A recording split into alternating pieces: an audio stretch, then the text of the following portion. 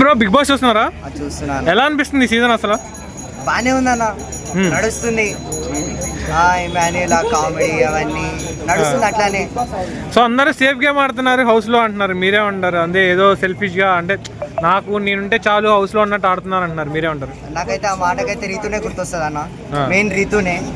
ఎంత సెల్ఫిష్ అంటే అది ఉంటే చాలు, మాకు వేరే వాళ్ళు సంగనాకపోయినా మాకు సంబంధం లేదు, నేనుంటే చాలు అనుకుంటుంది అది.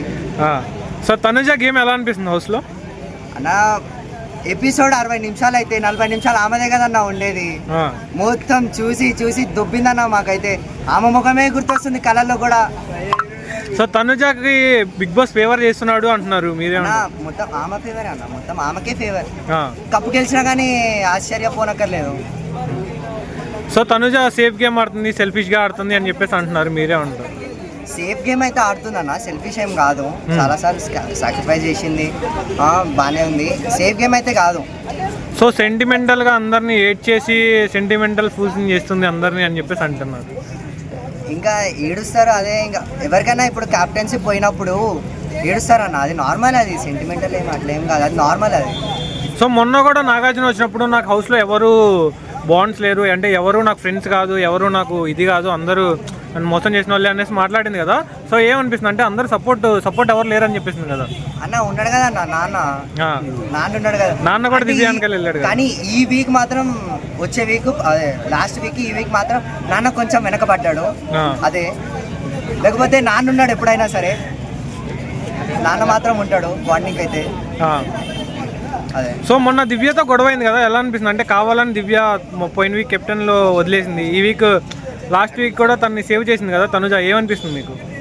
అంటే అంతా తనని నామినేట్ అదే కెప్టెన్ రేస్ నుంచి తప్పించినా కానీ తనుజ దివ్యాని సేవ్ చేసింది కదా, అక్కడ ఆడియన్స్ పోల్ ఉంచుకొని గౌరవాన్ని సేవ్ చేయకుండా దివ్యాని అలా ఉంచింది కదా, ఏమనిపిస్తుంది? స్ట్రాటజీ అన్న, అది సింపతి వచ్చేస్తుంది అన్న. ఇప్పుడు నీ శత్రువుని నువ్వే కాపాడినావు అనుకో, నువ్వు మిత్రువు అయిపోతావు వానికి.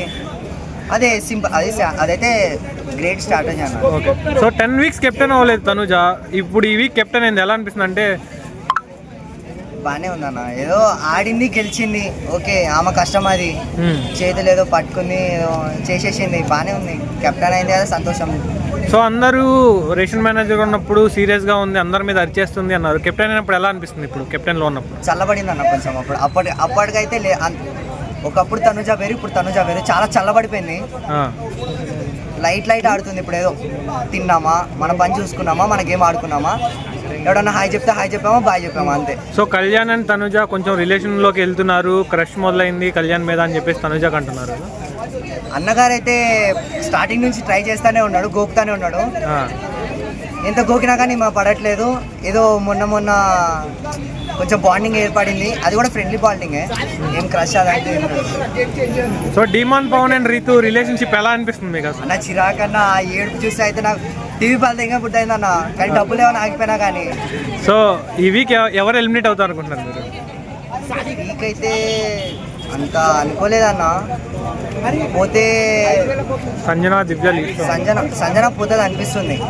లాస్ట్ వీక్ కూడా నేను వెళ్ళిపోతా నేర్చేసింది కదా, ఐ థింక్ సో. అయితే మాక్సిమం ఎక్కువ ఓట్లు పడుండవు, సో సంజన వెళ్ళిపోతుంది. సో నేను ప్రోమో చూసుకున్నట్లయితే డిమాండ్ పవన్ వల్ల మదర్ రాగానే రీతు వచ్చి కాళ్ళ మీద పడతాం, మీ అదే కాబోయే అదే కదా, మినిమం ఉంటుంది అలాంటివన్నీ. మీ అబ్బాయి వండితే నేను గిన్నెలు కడుగుతానని చెప్పేసి అంటుంది కదా, ఏంటది? అంటే బయట వెళ్ళాక కూడా వాళ్ళు అదే రిలేషన్షిప్ మెయింటైన్ చేస్తారా, లేకపోతే హౌస్లో వరకే చేస్తారా? ఏమో అన్న, అదైతే మనకు తెలియదు, బయట విషయాలు మనం ఎందుకు చూసుకుంటాం. కానీ ఏమో నాకైతే డౌటే రీతు మీద అయితే. ఇంతకుముందు దాని పాస్ట్ రిలేషన్షిప్ కూడా తెలుసు. వాళ్ళ రిలేషన్షిప్ జెన్యూన్ అంటారా? తెలీదు.